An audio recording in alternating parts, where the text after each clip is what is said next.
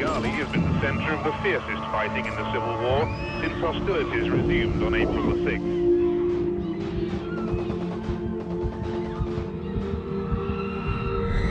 The United Nations, whose tiny force is based in the city, has been able to do very little to help these people.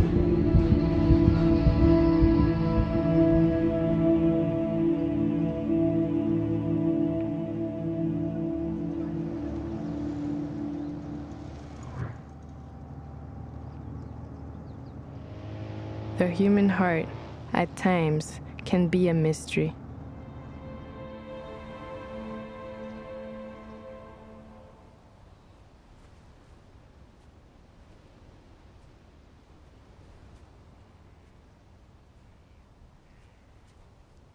Secretary of State, my lords, ladies and gentlemen, this is a very special occasion. The diplomats whom we honour this evening represent all that was best in Britain's response to the horrors of Nazi persecution. They had already been active in the search for means to help, giving those who came to their consulates the documents needed to leave Germany.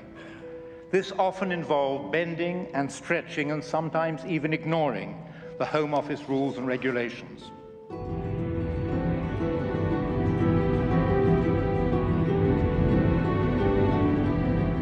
Dear Sir Martin Gilbert, as a Rwandan and an anti-genocide activist who lost many members of my family to genocide, I could not think of a better project to be part of than one that shows how all of us can make a difference. I believe I can be of great use to you for your new book about the righteous diplomats. That in each of us lies the responsibility to make this world a better place. A place where crimes against humanity will no longer be tolerated. These courageous and heroic diplomats who made astonishing efforts to save thousands of Jews during the Second World War risked their careers and went against the government's policies because they knew that it takes good men and women to be silent for evil to triumph.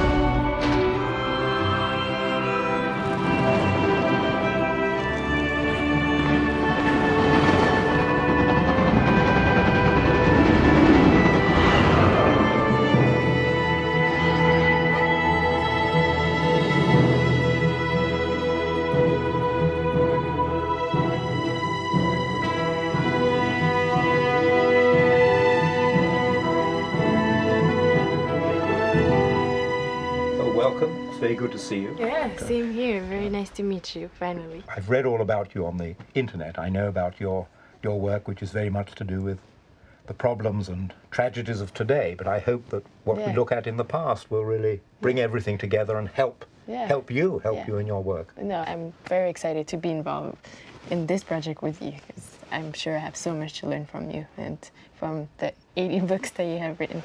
So I'm very excited talking about books, to learn. I hope I can show you my library. I've got 3 floors here of books, and this is history that we're going to be doing, but it's history I hope that will have a message and a power for people today and really dovetail in with the work you've been doing. Yeah, thank you. When I was a child, tucked up in bed at night, I remember being told stories about the war.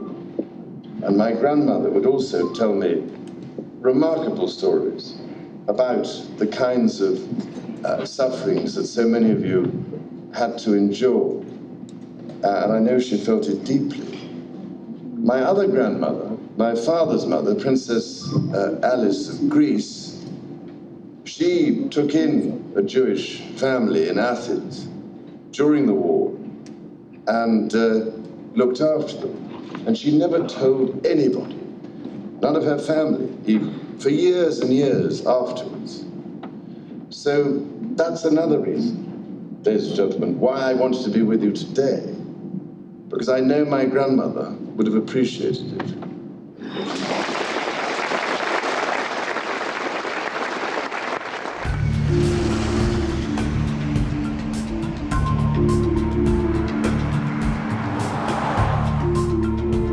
I've always wanted to visit Israel, And so I was excited to begin our journey in Jerusalem, where we would visit Yad Vashem, Israel's Holocaust Memorial Museum, to discover our diplomats. I used to work here in the old days on my book. Oh, really? Right. Which one? On the righteous, right. Well, we're here to tap your resources, your brains, about the diplomats, the righteous diplomats. Yeah. I know you've been very active in searching out those diplomats who really took tremendous initiatives, imagination, to try to save Jews, to get them out of the clutches. The diplomats are a very small group in the group of righteous, but they're a special group. And they were the ones who disobeyed their superiors, who broke all the rules, and who acted in contradiction to everything that they were supposed to do, which in normal times, of course, is something that we would never recommend. But here, this is what made them so special. Before a person could be proclaimed righteous by the Israeli legislature, extensive research had to be done, including finding any testimonials from survivors. The decision on helping Jewish refugees in Bordeaux was taken by your father, and this in spite of orders to the contrary by his superiors. The Teutonic beast is never satisfied. Suitcases in our hands, hearts in our mouths. On legs hardly able to support us, we approached the border agents. They waved us onto the Spanish side. That meant we felt free. We felt we were going to live. We Jews have no order to award, but we have a good and long memory. And you may be assured that the German Jews will not forget how often you have helped them. When you reflect on the diplomats, we've heard used a lot in our discussions the phrase, the mystery of goodness. And is it a mystery, or do you think goodness is actually a deep-seated human virtue which emerges? When I read some of these descriptions, I will say it's human. When I read others, then I say, oh, no, it's a mystery. Because how can you explain that a diplomat all of a sudden feels so engaged by the people who are queuing at the embassy, and the other doesn't? And will we ever know? I don't know.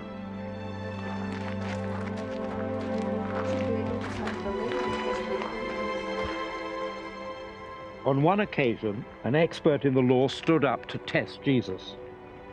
"Teacher," he asked, "what must I do to inherit eternal life?" Jesus said, "A man was going down from Jerusalem to Jericho, and he fell into the hands of robbers. They stripped him of his clothes, beat him, and went away, leaving him half dead. A priest happened to be going down the same road, and he saw the man, and he passed by on the other side. But a Samaritan, as he traveled down the road, came to where the man was and bandaged his wounds. Then he put the man on his own donkey, took him to an inn, gave money to the innkeeper, and said, 'Look after him.' Which of these men do you think was a neighbor to the man who fell into the hands of the robbers?" asked Jesus. The expert in the law replied, "The man who had mercy on him." Jesus told him, "Go and do likewise." Wow.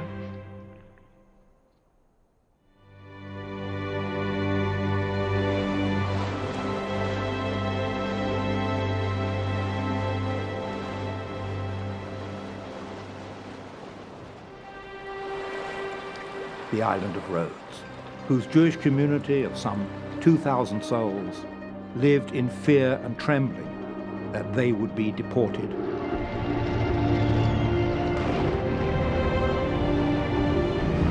So many Greeks had been murdered in cruel reprisals.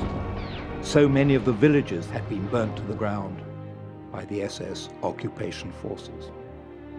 Selahattin Ülkümen, a Muslim who managed to save the Jews of Rhodes because he was able either to give them Turkish citizenship because they'd been born in Turkey, or to prevail upon the German authorities to accept them as Turkish citizens because they were married to someone who had a Turkish passport. Very good to meet you indeed. Very good to meet you, Sir Mahatma.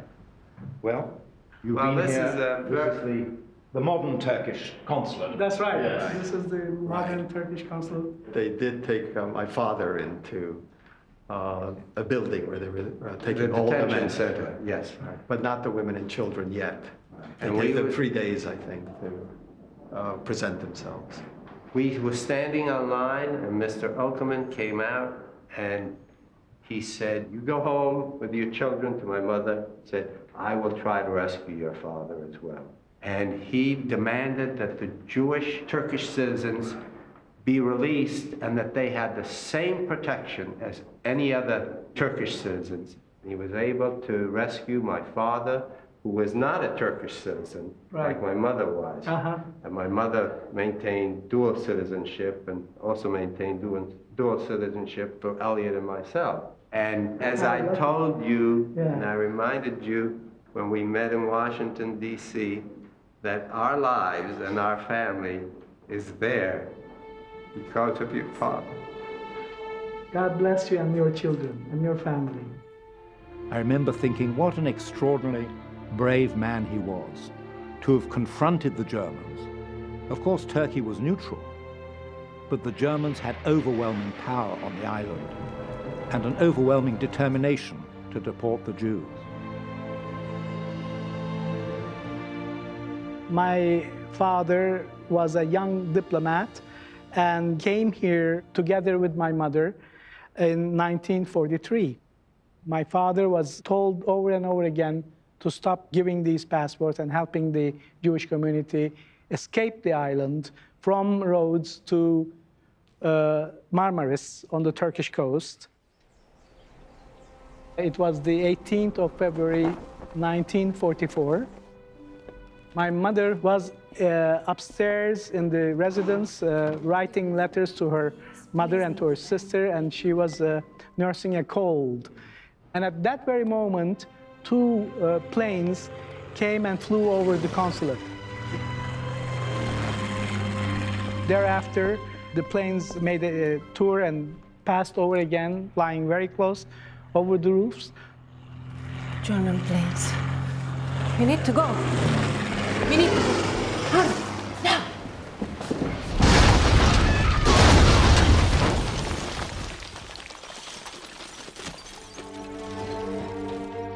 My mother was thrown to the ground and she was unconscious.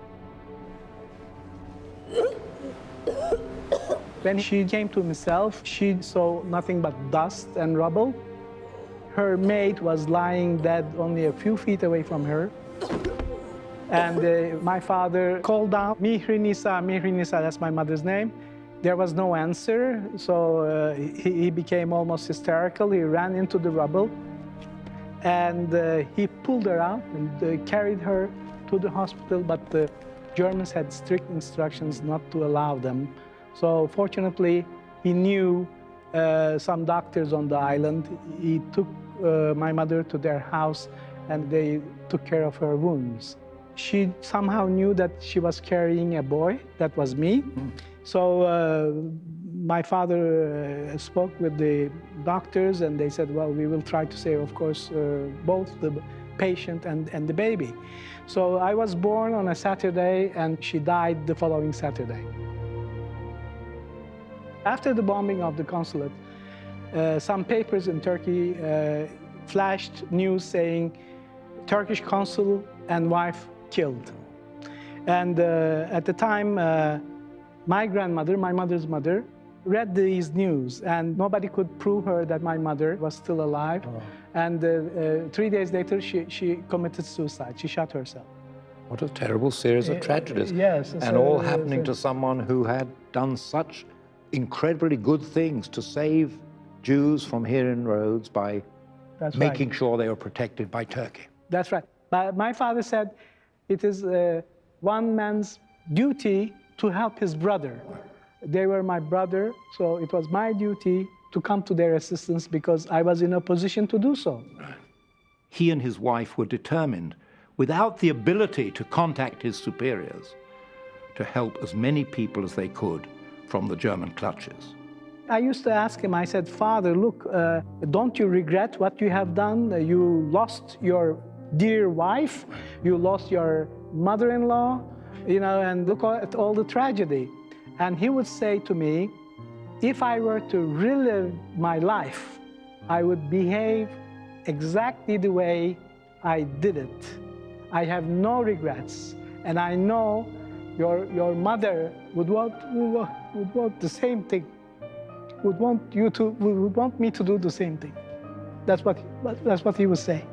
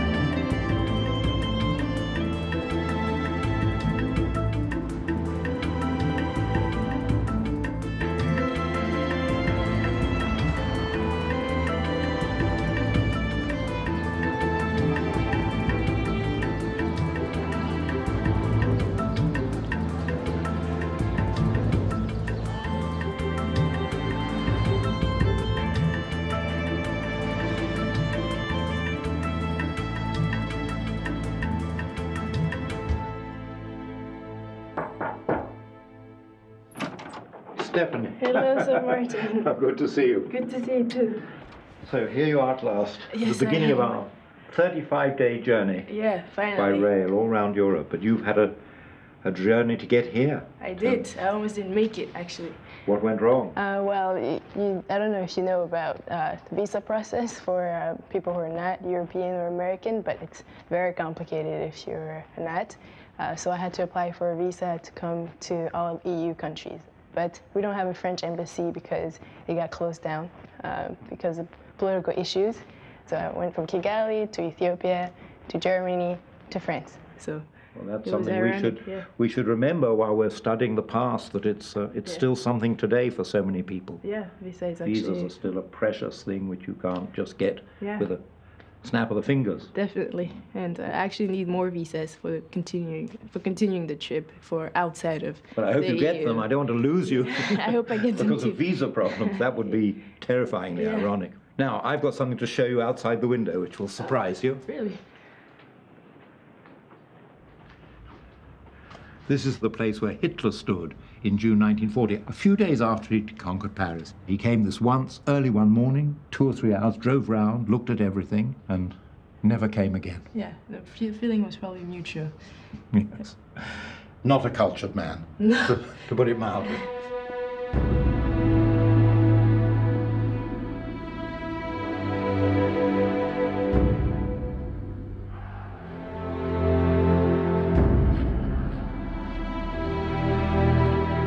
Following the defeat of the French army in June 1940, the Germans allowed the French to establish in southern France and central France a quasi-independent regime, now accepting German terms.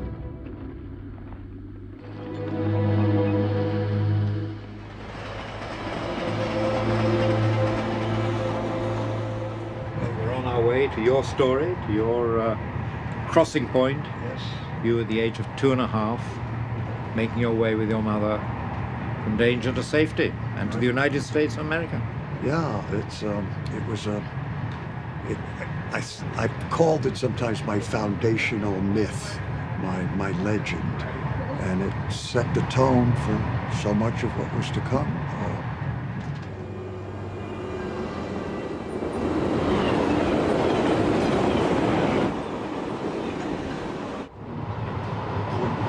There you are. Good to see you, Stephanie.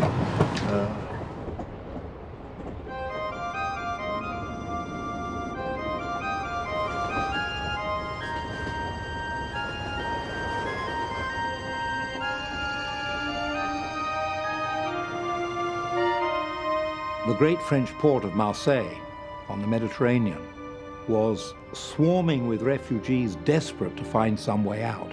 knowing they were safe for the moment, but fearing, and rightly fearing, that the time would come when even the Vichy French authorities would agree to the German demands to deport them to Germany. The United States had not yet entered the war. In Marseille, Hiram Bingham was in charge of American interests, and his consulate was besieged by refugees seeking permits which would enable them to cross over the border to neutral Spain. Bingham worked tremendously hard with his staff to issue these American documents. He was helped in Marseille by an independent group headed by Varian Fry, who were determined to do what they could to enable not only Jews, but many German and Austrian enemies of Nazism, writers, philosophers, artists, to escape over the Pyrenees. He didn't hesitate to say that he was part of trying to help artists get out and scientists, and still he had to do it secretly. He hid them in his own house. He had to do it against his own bosses knowing what he was doing.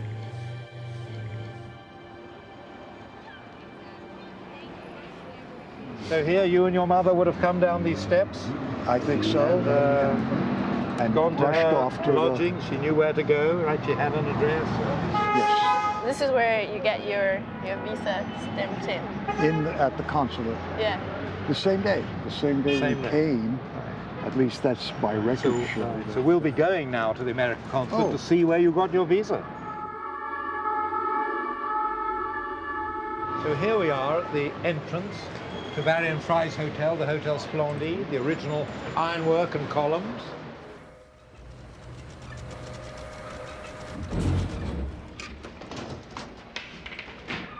So here we are on the 3rd floor.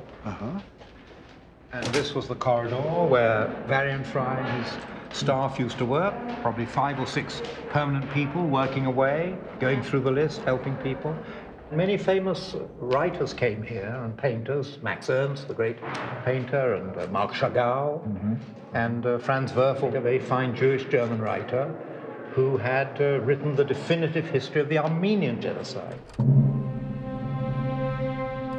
Bingham was at the consulate, and he may not have known the full scale of terror, but he knew it, he saw it, and recognized that Fry was doing really important work. But he understood that what Fry was doing was helping to save lives, and so he supported him. He provided almost a clandestine cloak of American legality, despite the State Department not wanting Fry to operate. Let's go see his room. All right. Yeah. Right. So his rooms were on the left. On September 12th, my mother, my father, and I took the train. We have an emergency visa. But my father was a man of military age, and they were being stopped and sent back to detention centers in France. And it was said to him by Varian Fry that he should go to the last town in France, and he should take the afternoon train, which got in at 4 or so, and look for a woman in a red dress. He left a little later from Marseille, took local trains, went to the Café de la Gare. He was there with a man from Riga, an artist, who had the same document that he had. And there was this woman in the red dress. She was young, she was 20 years old, perhaps. She was attractive. And she didn't say a word. She got up and left, and they got up and followed her at a distance. He was led clandestinely on a smuggler path by the woman in the red dress. He rushes to the train station. It's 2 hours, gets to Port Boone, and the 3 of us would be reunited again.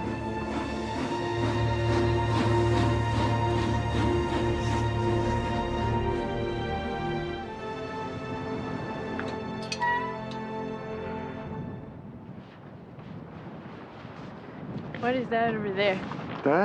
That's the Israeli sculptor. He calls it passages. And what you have is these steps down to the sea. At the end there, you see someone looking out. So it's the allure of escape and the dangers of escape. The rocks below, you might get away, but you may die. Yeah. But you may die. And I think that it connotes better than anything I've ever seen that balance between those who got away, but also those who didn't.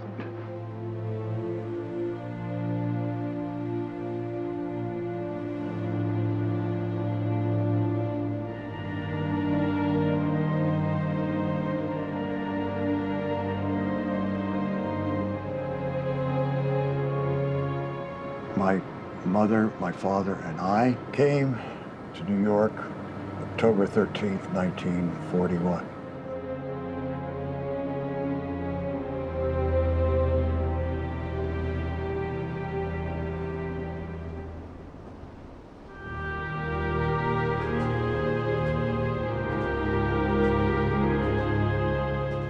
It's not known how many benefited from the efforts of Bingham and his staff and Fry and his team, but it's certainly numbered in the tens of thousands.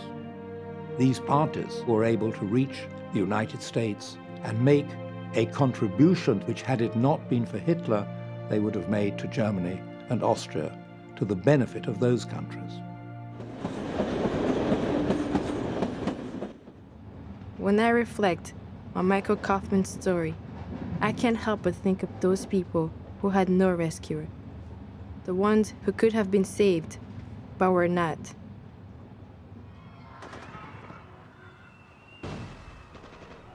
Every time I visit my grandmother's grave, I can't help but ask myself, where was her rescuer?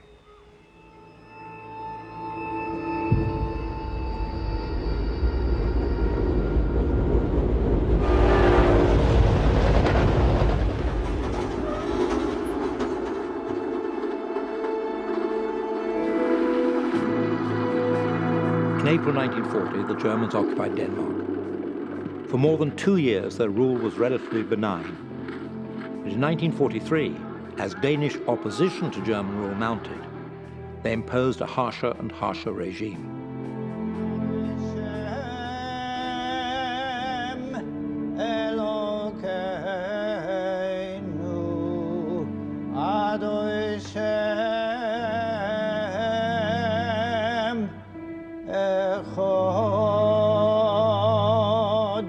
So the Germans wanted to get tough. And one of the ways they got tough was by demanding of the government that they have a death penalty for any saboteur or resistance fighter who was caught. And the government simply could not accept. So they quit. The king was put into house arrest, and there was what's called martial law, which means there was a curfew, and one began to see tanks on the street and so on. One of the things I want you to do is, first of all, meet my brother. Oh, very good to meet you. Gus. It's a pleasure to meet you. And this is Stephanie from Rwanda. Nice to meet you. One of the things that I would like for you to observe is the beauty of our synagogue. And that in all the years that we have not been here, it hasn't changed. In September 1943, they decided to deport all 8,000 of Denmark's Jews to death camps in German-occupied Europe. The person in charge of shipping, who would have to ship the Jews from Denmark to Germany, was a member of the Nazi Party, George Ferdinand Duckwitz. Duckwitz was absolutely appalled when he learned of what was to happen. He went immediately to Berlin and raised the matter in Hitler's chancellery, protesting, "This can't be right." But he was told, "Sorry, this is our policy." Duckwitz then flew to Sweden and went to see the Swedish Prime Minister and said, "Look, if I can somehow organize the escape of these 8,000 Danish Jews, will Sweden take them in?" Sweden was in many ways an ally of Germany at that time, providing Germany with vital raw materials for the German war effort. The Swedish Prime Minister agreed. Yes, he would take in the Danish Jews. At some risk to his own life, Duckwitz alerted 2 or 3 Danish politicians high up and told them to warn the Jewish community. So is one of your last memory as a 13-year-old boy, was it here that it happened, that you were told about what George Duckwitz had said about the Jewish roundup? Actually the acting rabbi. He came up here, interrupted my father, and he said to the congregation, I have some terrible news. I have just learned from very reliable sources that there will be a roundup of the Jews within the next couple of days. That night, around 2, 3 in the morning. Approximately 2 o'clock in the morning. One could hear some noise. Knocking. Bayonets against the front door. And keys to try to gain entrance to our house. But an upstairs neighbor was woken up by the racket of this noise of these soldiers, and he yelled down, "What is all this noise?" And in response, one of the Gestapo yelled out, "Where are the Goldbergers?" And the Dane said, they're in the country. He knew that we were there, but he was covering for us. He was one of the good Danes.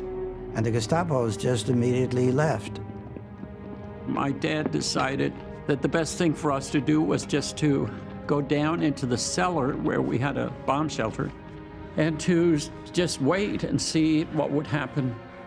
And on October the 1st, that is the actual night when the roundup started, we luckily left our apartment around 6:37.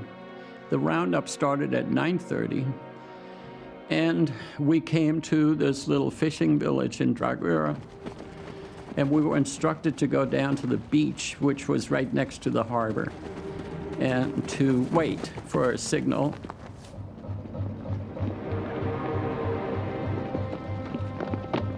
And we were hauled up aboard by the fishermen and then put into the hold where the fish used to be. So you can imagine the smell. The smell was absolutely the worst part of the immediate experience. Plus the fact that it was very crowded down there. There must have been 18 to 20 people. We luckily were not discovered, and we went off into the night.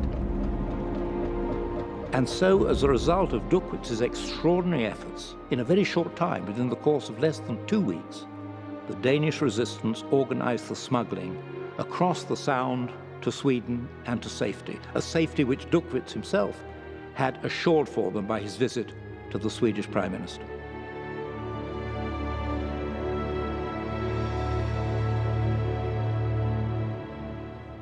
What do you think we can tell people in your position, or embassies or diplomats in countries where similar things are happening? In Darfur or Rwanda, it was too late because many are just watching it happen. I think we as Germans, or as the European Union, is doing a lot. I mean, they can report what's happening, and words are really an important power. If you don't spell out what's out there, then it's nothing. I respect that position, and words are very important.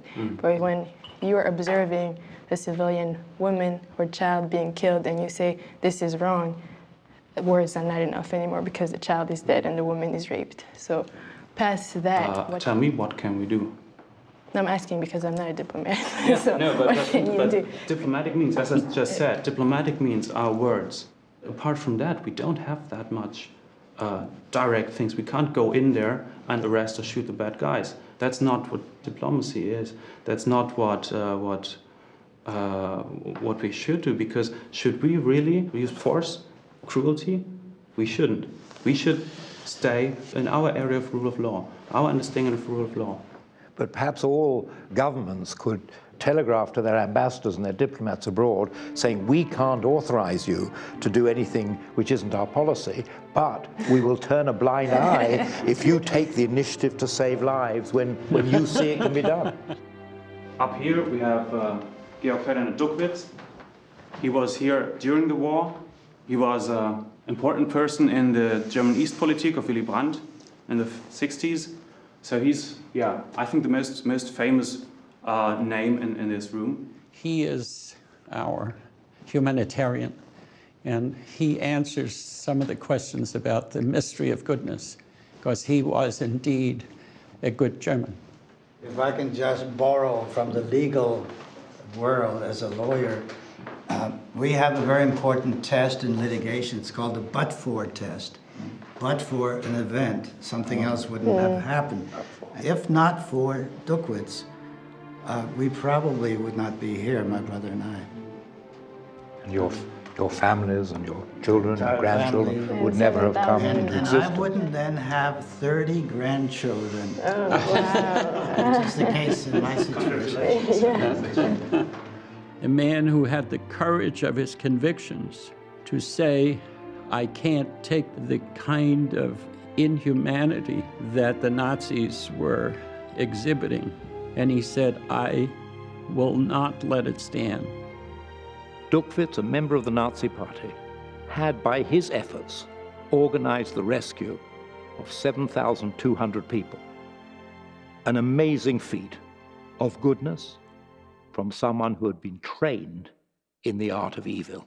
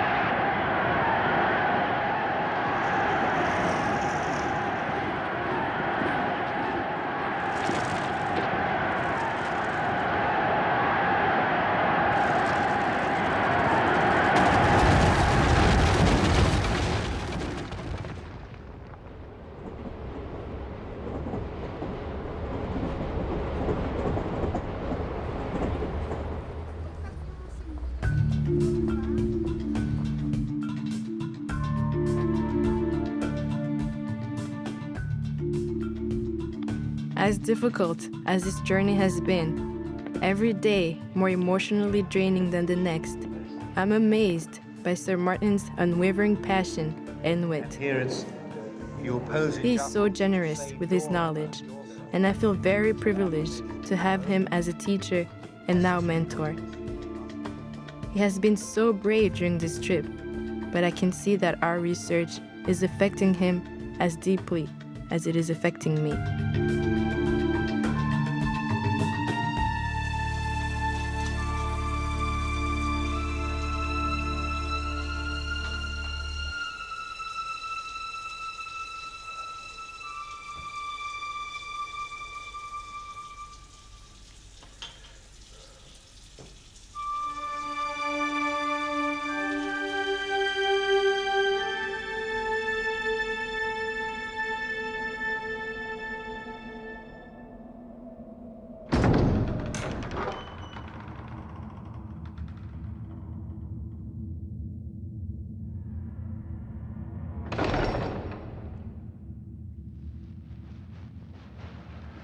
So this is the room where it all happened, where the fate of more than 3 million Jews was decided.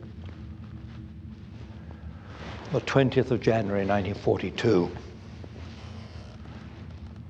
And among the people who came here, Adolf Eichmann, he had been responsible for the first solution. He had been in Berlin, in Vienna, in Prague, supervising the immigration of more than 350,000 German and Austrian Jews.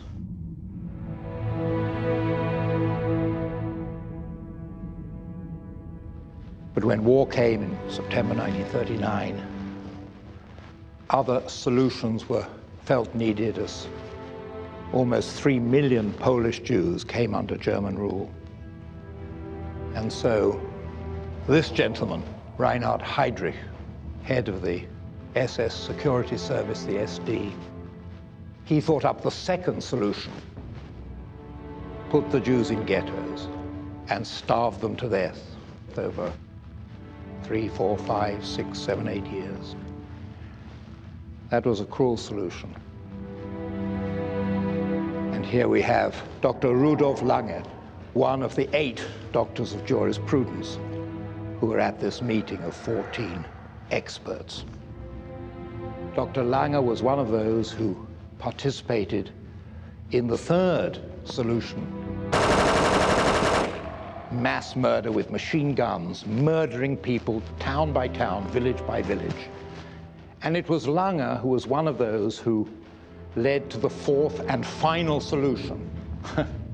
Because Lange complained to Berlin that shooting people with machine guns, shooting 50,000 people, they didn't have enough ammunition. It was a waste of ammunition. He said, my SS men don't like shooting at people of our German culture. They don't want to do it. Some of them have iron crosses. They won in the First World War for bravery fighting in the German army. We must find some other solution. And so Heydrich organized this meeting to decide on a final solution. And each one had a different part to play. They were discussing the methods of extermination. Should it be by gas? Each one had a different expertise. Should it be in trucks with gas vans? Each one was very meticulous.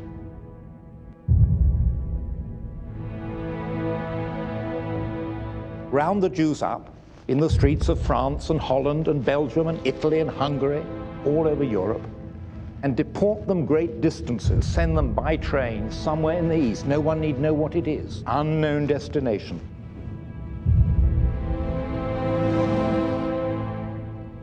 And organize all the numbers on those lists, all they could find, all they could round up, all who couldn't hide.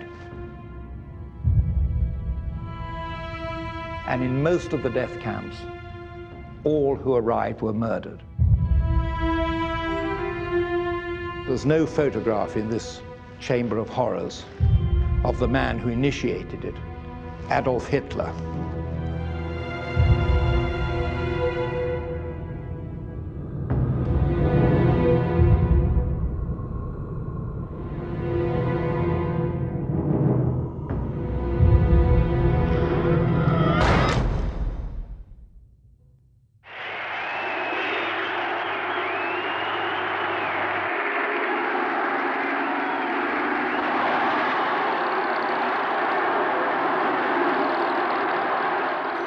Frank Foley was an Englishman who found himself in Berlin in the 1920s as a British spy whose job was to report on German military preparations.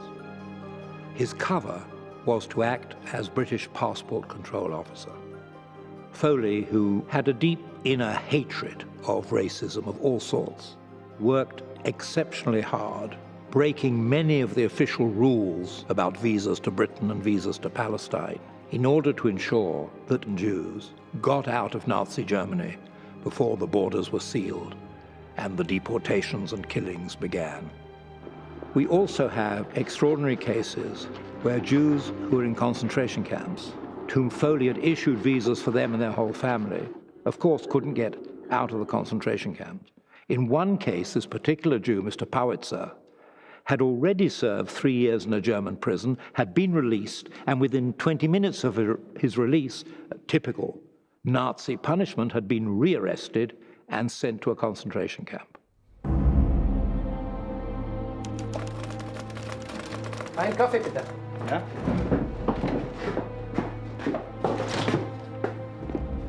Foley went, in this case, as in many others, to the camp, went to see the camp commandant, and said, look, I have an exit visa for this gentleman and for 5 members of his family, and clearly they can't go without him. The visa is only valid if the head of the family is there.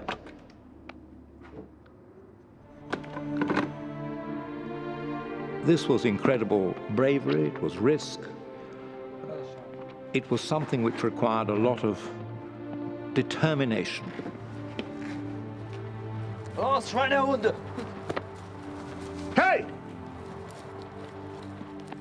And Foley realized that the official policy... Was ist das? Lass ihn los. of restraint, holding back on visas, not giving too many, not hurrying them through too much, that this was going to lead to disaster for thousands and thousands of people. And so the head of the family was released.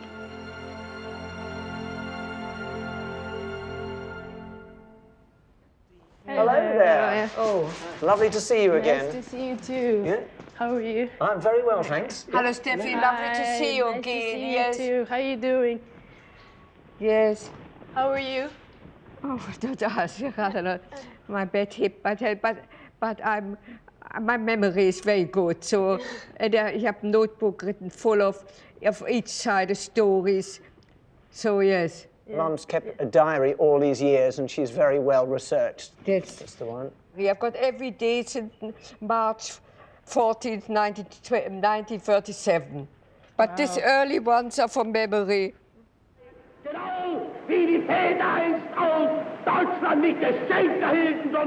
January 30th, 1933, when Hitler came to power, I was 10 and 11 months. Next day, we started a new class lesson every day, race knowledge. We learned how superior the Nordic Aryan race is and how inferior the Jewish race.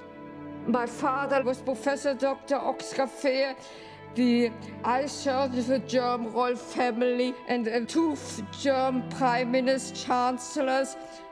And then in summer 1933, it was announced at school assembly that my father was a Jew, and I couldn't believe it. And I went home and said, Papa, how could they say you're a Jew? And he said, it's true. And I found out my mother's father was Jewish. That gave me the 3 Jewish grandparents and made me a full Jew. My father lost his post as chief eye surgeon of the Rudolf Virchow Hospital in Berlin. And then gradually, the Nuremberg laws came in 1934, taking all civil rights from Jews. I got very rebellious. I committed 8 crimes punishable by death. I went once to cinema, once to the circus. My boyfriend was Aryan. And then we tried to get out of Germany. But of course our passports were marked with J, inland passports. We couldn't travel abroad.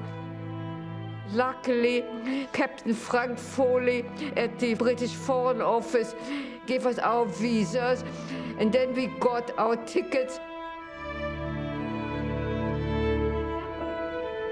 So here we are in the Tiergartenstrasse, and here are many modern embassies. Of course, Yes. during the war, everything was destroyed Everything, here. our district. And here in this wasteland, this had been British property, and here was the British Passport Control Office to which you came. Tiergartenstrasse. Exactly. And you went to see Captain Foley in his office. Yes, we had 3 letters from him. How did he receive you?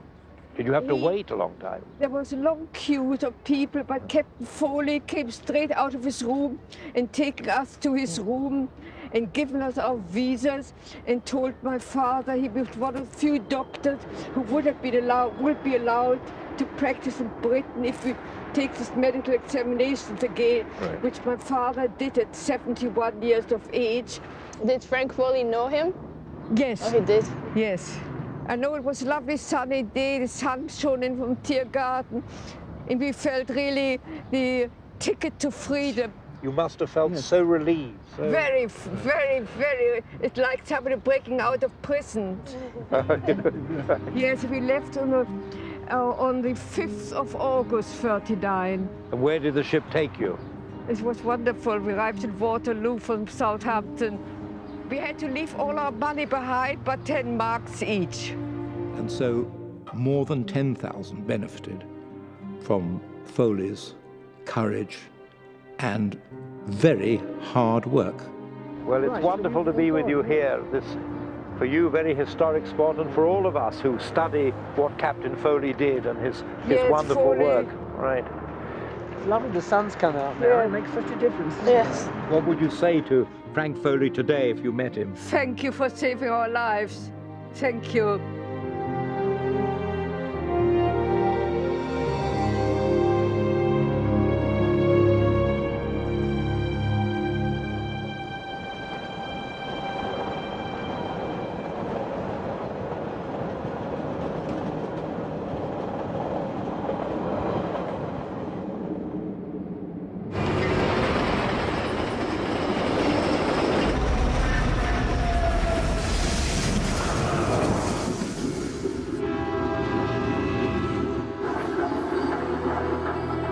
After the German conquest of Poland in September 1939, several thousand Polish Jews managed to flee into the still independent state of Lithuania, to the city of Kaunas, and they feared that the next phase of Germany's advance would be into Lithuania.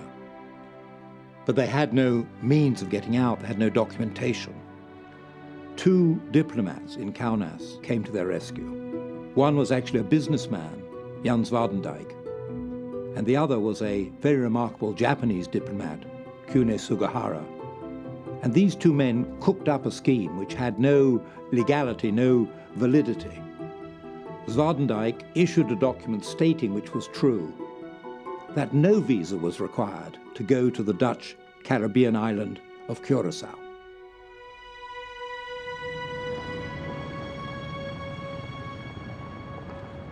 Wonderful to walk on the street with no cars. Yeah.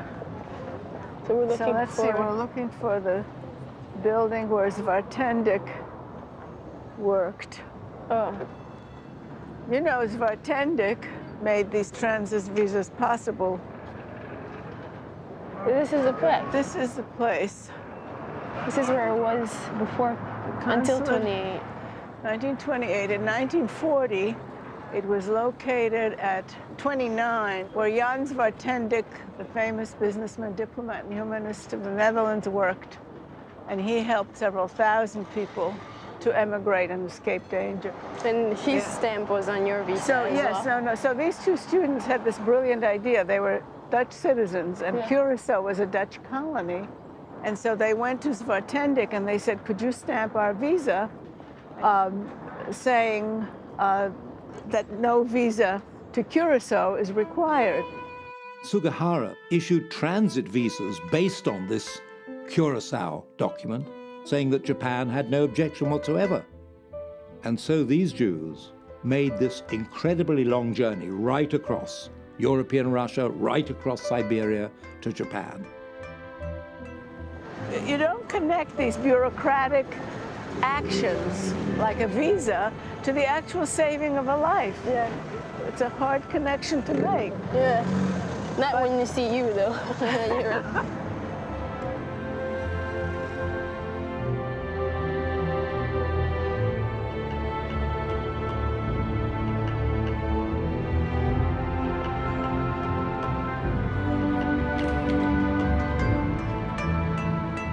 My brother-in-law managed to get as far as the house in which Sugihara lived and also had his office.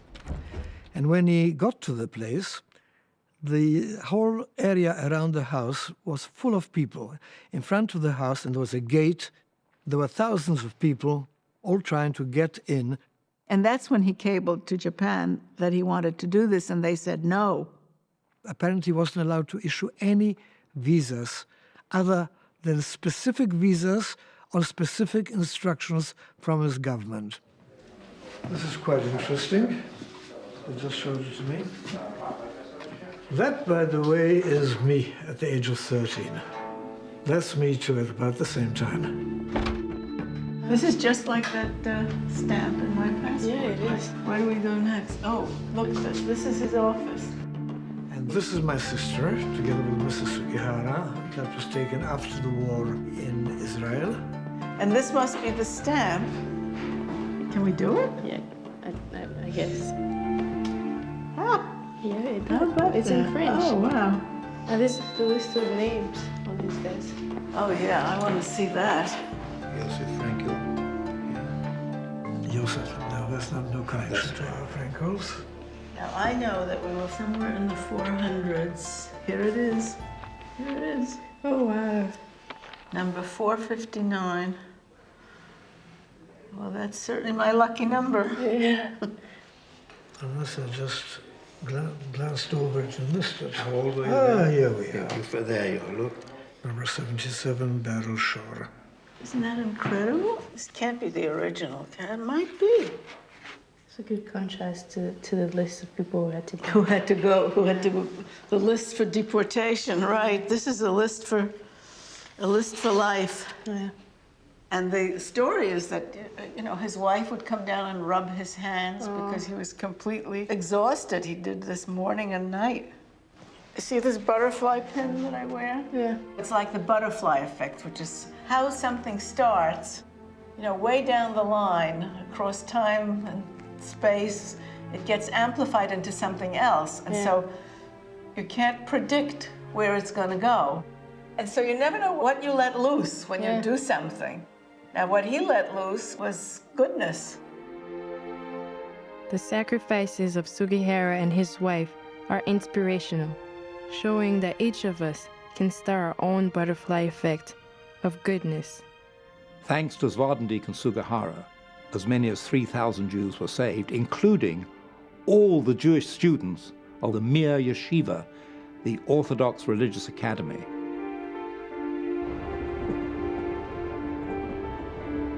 He was, of course, thrown out of the Foreign Office. His pension was cancelled. He worked for a living, if you can call that a living, by being a porter in one of the harbors of Japan, carrying heavy loads from ship to shore, backwards and forwards. He really paid for it. He paid with his health. What on earth made him do it? He had no particular tie to the Jewish people. I really think that he was a very decent man. And he didn't spring into being a decent man full-blown like Venus from the half-shell and Botticelli's painting. He got there by all the small choices that he made throughout his lifetime. And when he was faced with a choice like this one, that was a habit of his character to do the right thing. He was that kind of person through all the life choices he had made. What makes a man do such a thing? Well, good men do good things.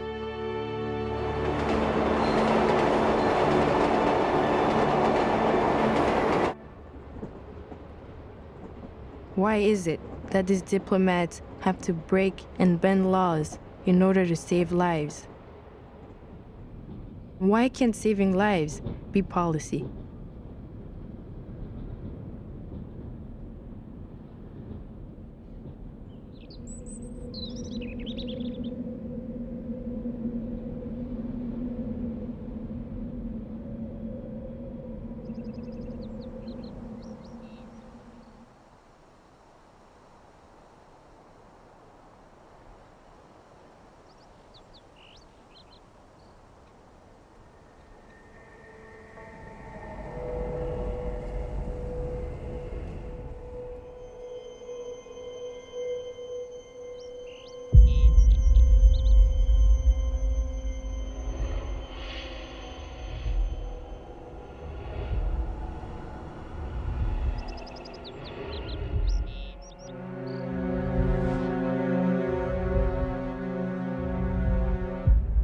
Here is where 100,000 Jews were killed.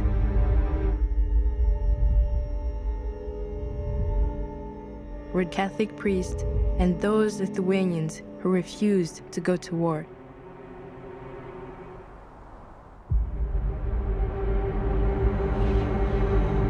Their bodies were piled on top of each other in mass graves. Some only wounded, but buried with the rest. A few would endure this horror long enough to crawl out, escaping under the cover of the night.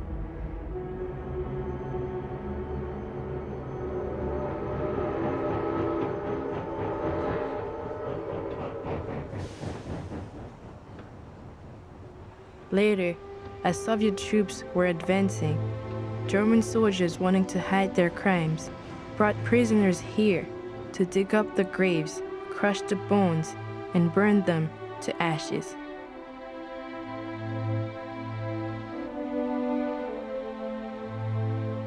It is hard for me to understand how humans could be that cruel to each other.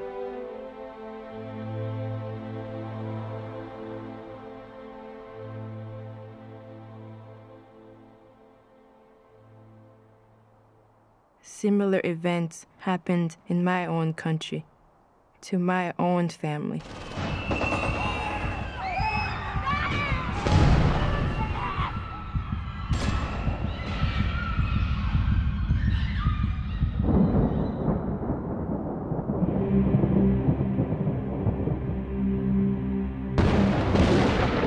The military came into my grandparents' home on the night of April 6th.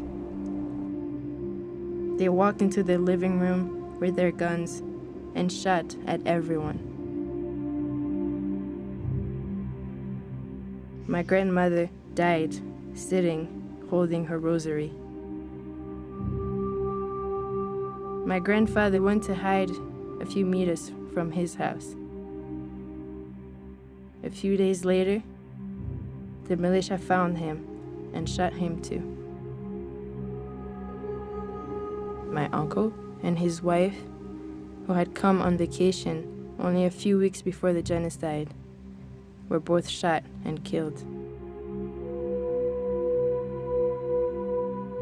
The militia caught my father's sister, her husband, and her 7 children, and they buried them alive. I can't even imagine how my aunt felt being buried with her 8-year-old and not being able to save her.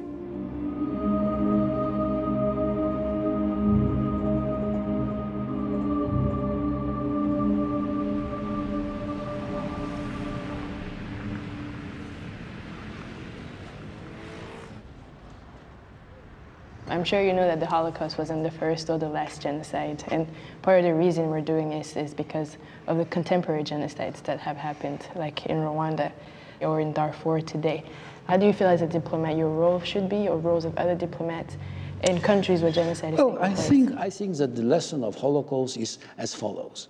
If someone tells, I will kill people, take him seriously. Never dismiss it as a, rhetoric.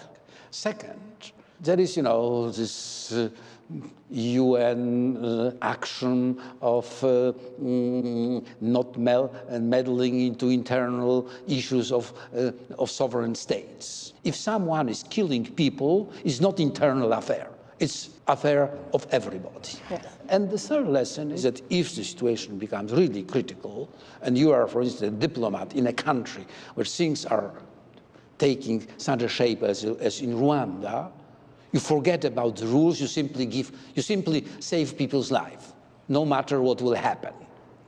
Thank you for that. There is hope if everyone thinks like you.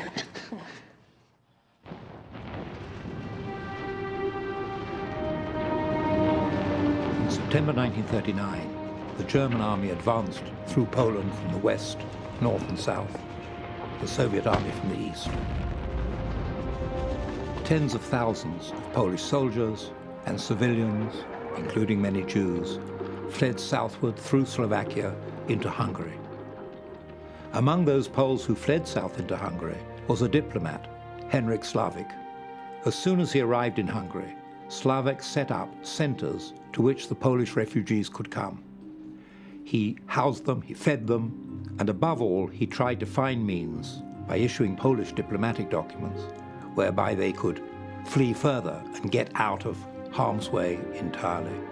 So Henryk Slavik, together with Józef Antal, started a plot to issue the Christian or Aryan papers to these Jewish refugees. First soldiers, and then refugees escaping Poland through mountains.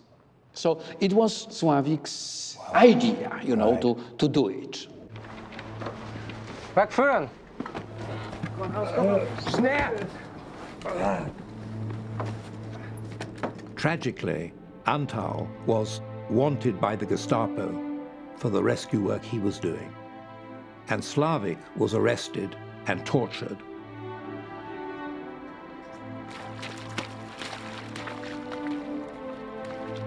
Slavik refused to say where Antal was, and refused in any way to implicate Antal in his own rescue efforts, of which Antal had been an integral part.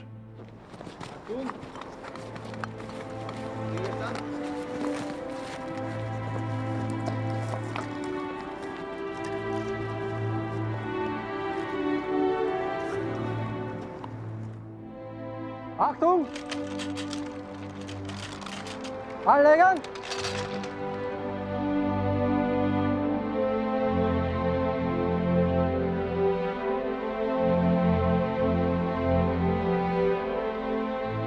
Jeszcze Polska nie zginęła, póki my żyjemy. Feuer! So he sort of gave his life to save the life of Antal. By the way, as you know, the Josef Antal had a child, and this child became the first Hungarian prime minister after 1980. Josef Antal was the prime minister of Hungary. So the history goes like that. He was the only one of the diplomats to be executed. A noble man indeed. Great to meet you.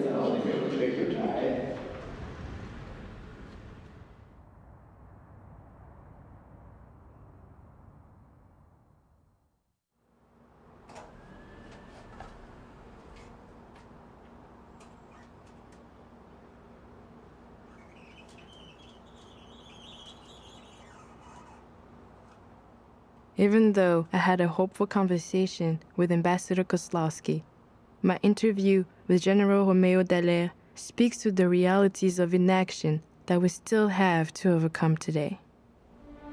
When the genocide started, my mandate as a UN peacekeeper ended. We had taken casualties, 10 Belgian soldiers were killed, and essentially the killing of white soldiers put the fear in all the northern countries, and so they pulled all their people out and left me and the UN with about 450 soldiers, of which only 12 were from northern countries, and they were Canadians.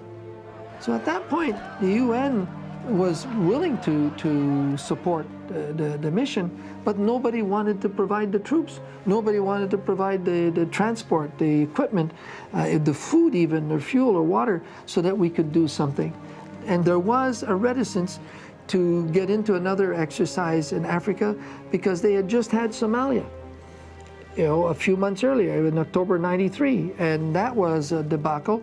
And so they didn't want to get into another African complex problem, and so they were trying to do it on the cheap, and hopefully it would resolve itself. So it meant that Rwanda, Black Africa didn't count.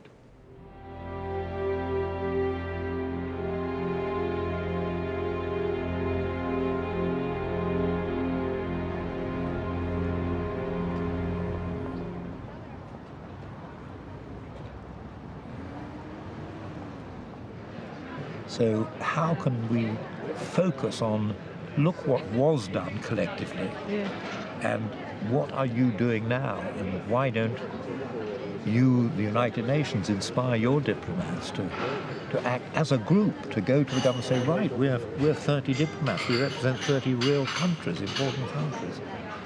I think it's a good point. I think what is hard though is the fact that we see so many nations together and very little collective action. And every time there's such a large scale killing of innocent people, the reaction is always slow in coming. I mean, we see it's been 5 years in Darfur and it's still happening. The phrase never again isn't just a phrase, it has to mean something. Yeah. And taking the example of our diplomats in the Second World War, never again has to mean never again must diplomats not take collective action. They can't just sit back and say, oh, that's an interesting historical story of 70 years ago. Yeah. So, you know, we as individuals must act, and act together. Yeah.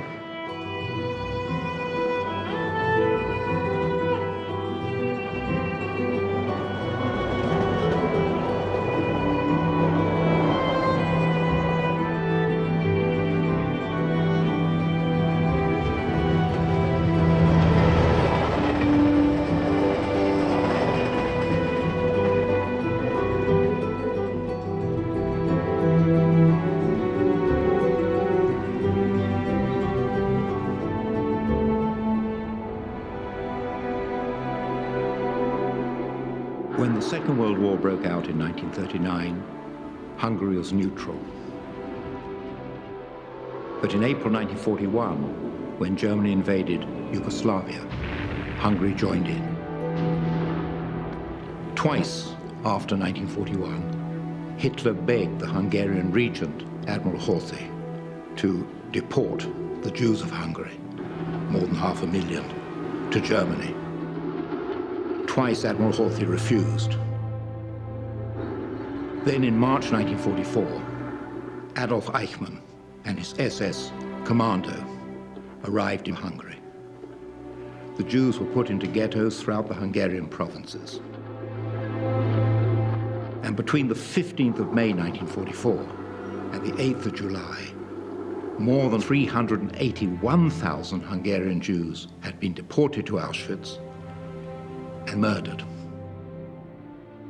Eichmann's next plan was to begin the deportations from the great city of Budapest, the Hungarian capital, in which there were more than 120,000 Jews at that time.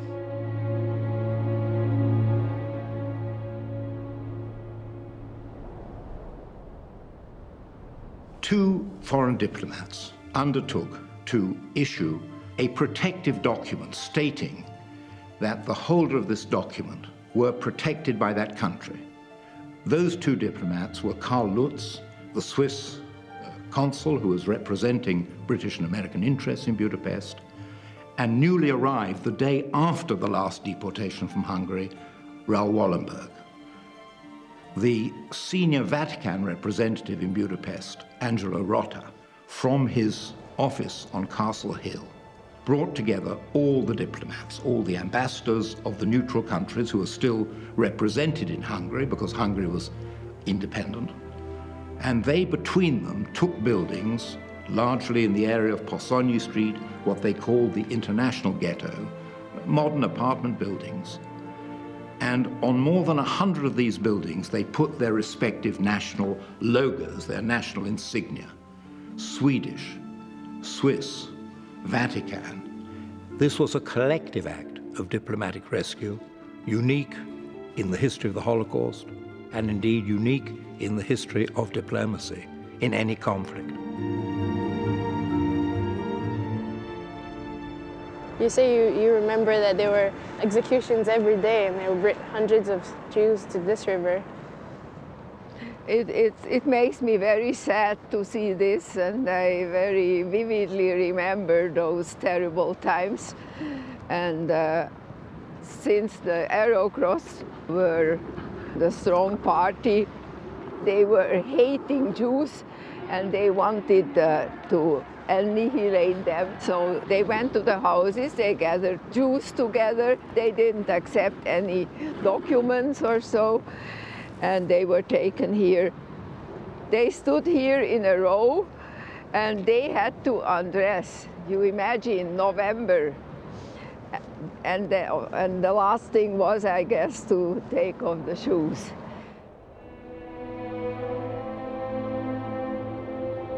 Then the feet of two persons was tied together, and they stood here and they were shot and they fell into the water. So if one person was badly blessed and the other less, the other person dragged them down. So it's a very cruel thing.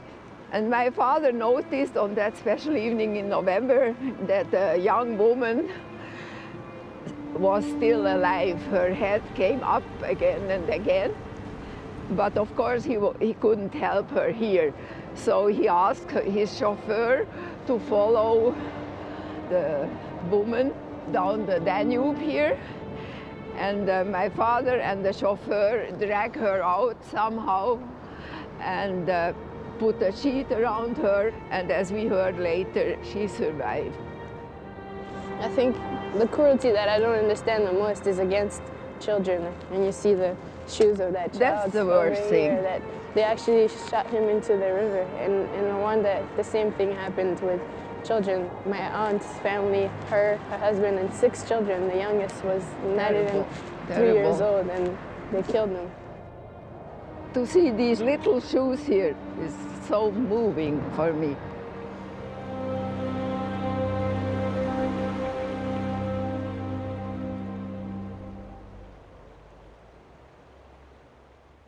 His motivation certainly was his religion, that he had the feeling he had to do this here in Budapest, even though it was not the type of job which he would normally have done. But his conscience said to him he had to do it.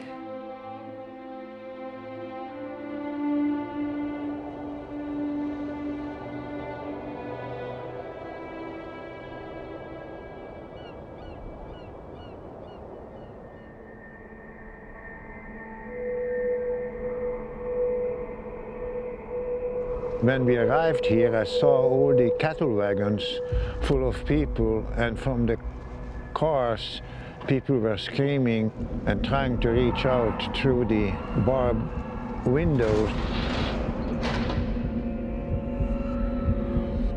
Then we were just lined up to be loaded in the car when an automobile came in, and a young man jumped out. He was Wallenberg, and he faced the SS officer in charge and started to yell at each other, face to face, nose to nose. And finally was over, and when we got there, they checked us out, and Wallenberg said, "Fast, get going, go out." Yeah. And we ran as fast as we could out of this station, and we were free. In January, as the Soviet army was approaching the city, and the city was being bombarded and bombed, Wallenberg learned that the Jews who were in the old ghetto around the Dohany Street synagogue were going to be exterminated by the Arrow Cross, some 65,000. Wallenberg, with incredible bravery, went to see the senior SS officer then in the city and said to him, "If a single one of these Jews is killed, you will personally be indicted for war crimes trials when the war is over, and you can hear the Soviet cannon firing. For you, the war is very nearly over." And the SS general gave the order to the Arrow Cross not to enter the ghetto and carry out the massacre. A week later, Soviet forces entered the city, and their first action was to seize Wallenberg, who has not been seen since that day. I feel so peculiar standing here with you because you're alive, and this station is almost identical to the station in Poland where so many of my relatives were taken off 2 years earlier in 1942. Not one of them survived. There was no Wallenberg to help them then. There was nobody to help them. It is terrible that so many people had to die in this country where 600,000 Jews lived before, and at the end of the war, 90,000 has left to live. And this 90,000 have to thank his good fortune to Wallenberg and some other people who did everything to save the remainder of the Jewry of Hungary. If only there could be hundreds of you standing here, thousands of you standing here. It is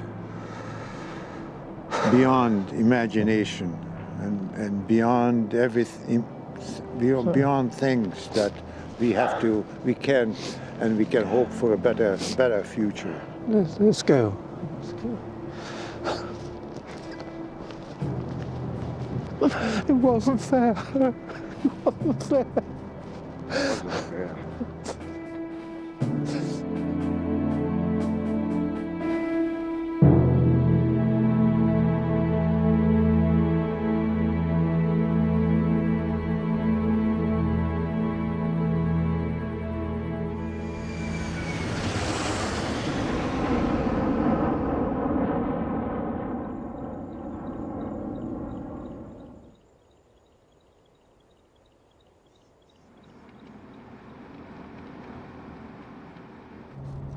Sir Martin returns to London to finish his book on the rescuers. I'll now go to seek out the rescuers of the Rwandan genocide.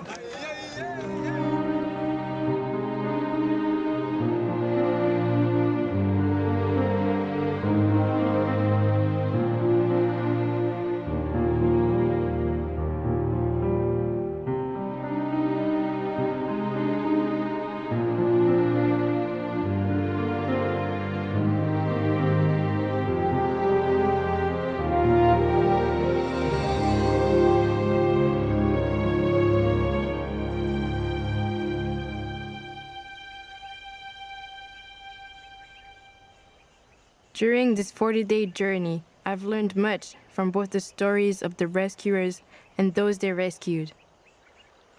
I know there can be hope, even when it seems there is none. Diplomacy should not be something static, but something that can be dynamic in times of crisis. And finally, I've learned that when we see crimes against humanity, we cannot turn the other way. We cannot make excuses. Instead, we must transform our fears into courage to take action.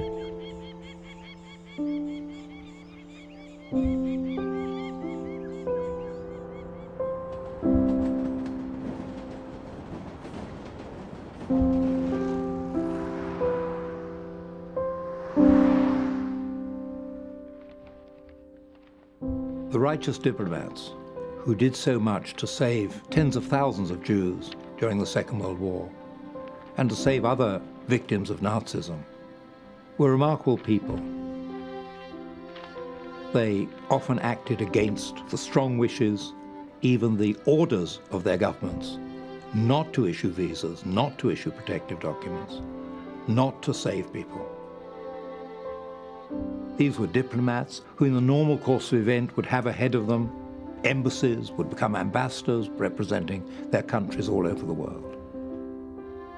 But by what they did during the Second World War, in issuing these visas, ignoring the protests of their governments, they willingly sacrificed, knowingly sacrificed, their future careers. Some of them were never to have a career again and were to die unknown and forgotten. These men and women were motivated entirely by what one might call the mystery of goodness. Because there's no goodness gene, there's no goodness formula, there's no goodness pill that you can take. But somehow there it was inside them, the desire to do good, not for praise, not for reward. It was what their instincts and their soul and their spirit told them they had to do. One can only hope that in this modern world at the beginning of the 21st century, when there is still so much persecution, that modern diplomats will be inspired by this to take the same risks, the same initiatives, if necessary to sacrifice their own careers, so that humanity will not be betrayed again by evil, so that good will prevail.